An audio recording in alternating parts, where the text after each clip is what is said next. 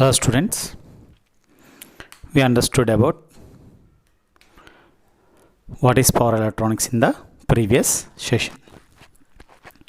Now this session or this class is related to basics of electronics.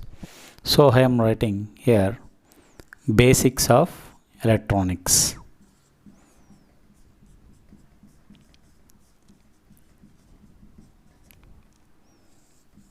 Basics of electronics.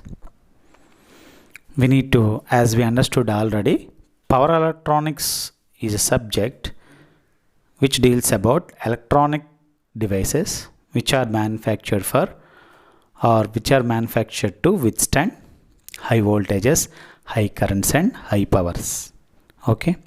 Now, first for understanding the electronic device structure, all the electronic devices are made up of semiconductors. Today, we will take the example of, we will take the silicon, which is a semiconductor, and what is its nature. We will understand now. Here, silicon is pure semiconductor. Pure semiconductor. The atomic number of silicon is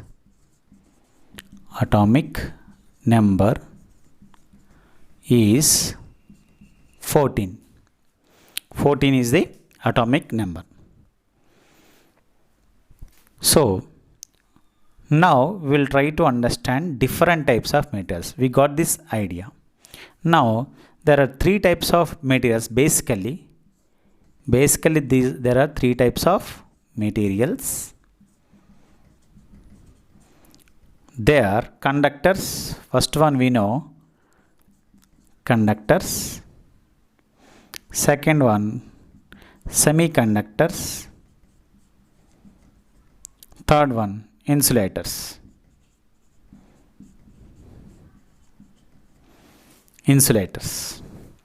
These are the three materials, basic materials. Several types of materials are there. On what basis these three materials are divided, we will understand.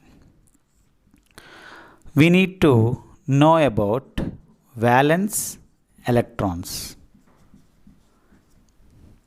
Valence electrons means last orbit. What is this valence orbit? What is this valence electron? We will understand now.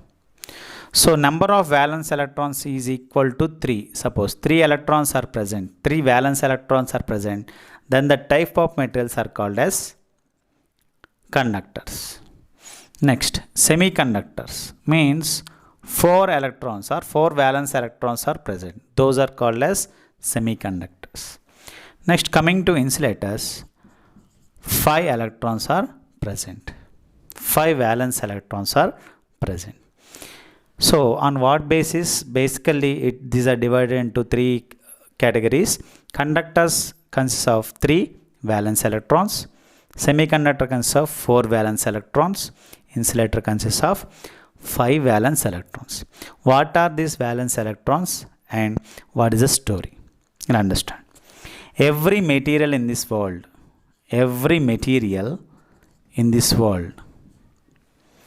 is general we call that as matter or body. Matter or body.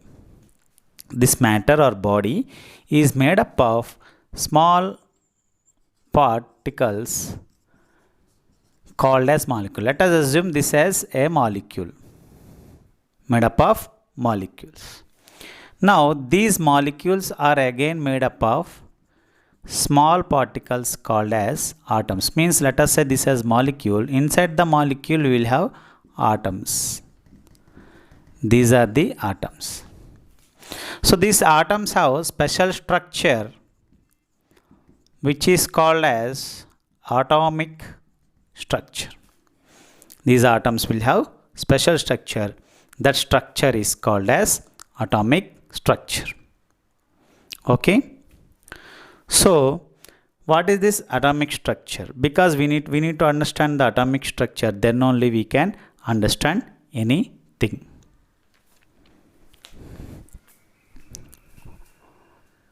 Okay. Now we'll understand this atomic structure. The basic structure is at center it consists of nucleus. Around that orbits are present. Around that orbits are present like this. Just I am showing only 2 orbits. The last orbit. So in every orbit electrons are present like this. Randomly I am showing. Randomly I am showing. So the last orbit. Let us take another orbit also like this. Another orbit. We need to learn little bit about chemistry because very important for understanding n-type metals and p-type metals. So the last orbit is called as outermost orbit. The last orbit is called as outermost orbit. And the electrons in this orbit are called as outermost orbit electrons. Otherwise, they are free to move away from the atom. Therefore, those are also called as valence electrons. Those are also called as valence electrons. Those are also called as valence electrons. Outermost orbit electrons, otherwise here valence electrons. They can move freely. They can move, they can jump into, they can move out of the atom. Okay, these electrons are responsible for current. Flow of electrons is nothing but current. Which electrons? Valence electrons only. They jump into conduction band. They jump into conduction band. Okay, now it is clear. So if the number of valence electrons is 3, it is a conductor. If the number of valence electrons is 4, it is semiconductor. If the number of valence electrons are 5, then that type of material is called as insulator. This is the basic story of conductors, semiconductors and insulators. We understood this point very clearly. Okay, observe here.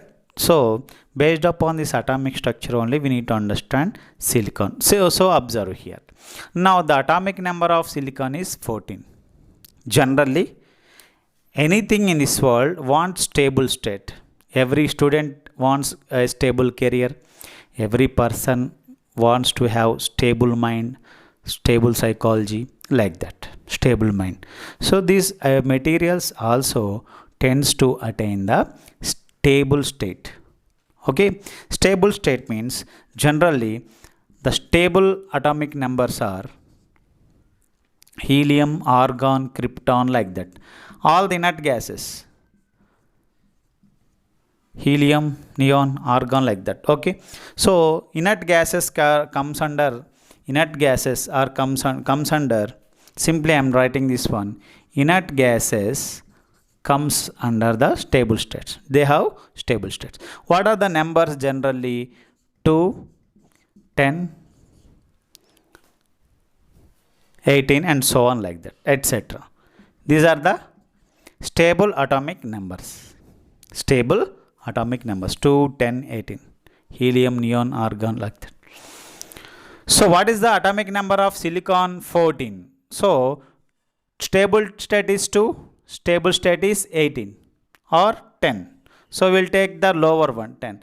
The silicon is in between 10 and 14. So this is the silicon place.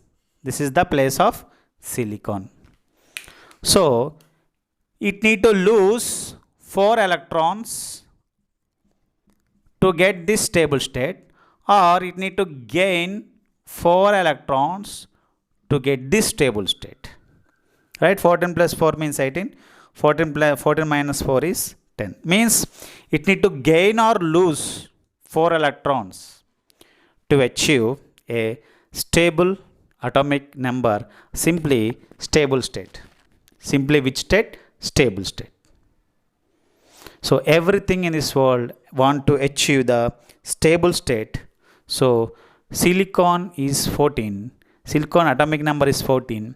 The nearest stable atomic numbers are 10 and 18. So it have to gain 4 electrons or it need to lose 4 electrons to get the stable state. Now observe the things carefully. So this is the story of silicon, semiconductors. This is the story of silicon, a semiconductor.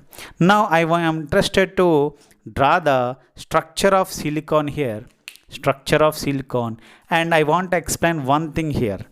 Now whenever we apply some force or electromotive force or more ionization energy, the electron moves away from the orbit or away from the atom. Whenever the electron move away from the atom like this, electron is there, suppose it is moved from this place. So there exists some space. If electron is moved away like this, if electron moved away like this is electron, it came outside. There exists some space. That space is called as hole. That space is called as hole.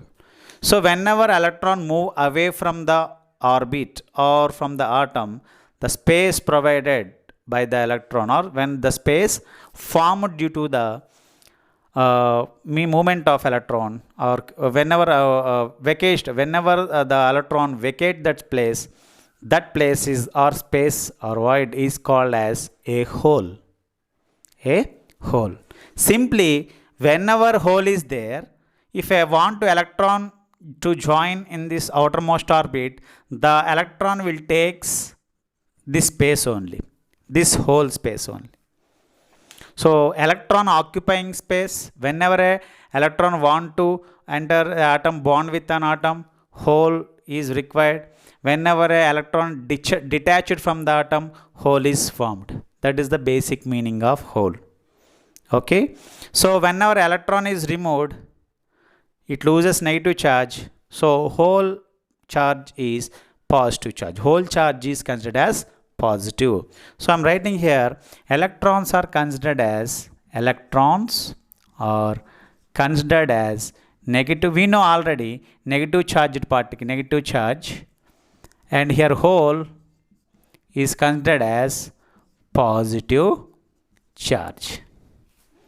Okay, this is the information, very important information, because we need to understand what is hole, what is electron, because lots of information is there to study for understanding the thyristor. We need to study the thyristor very carefully.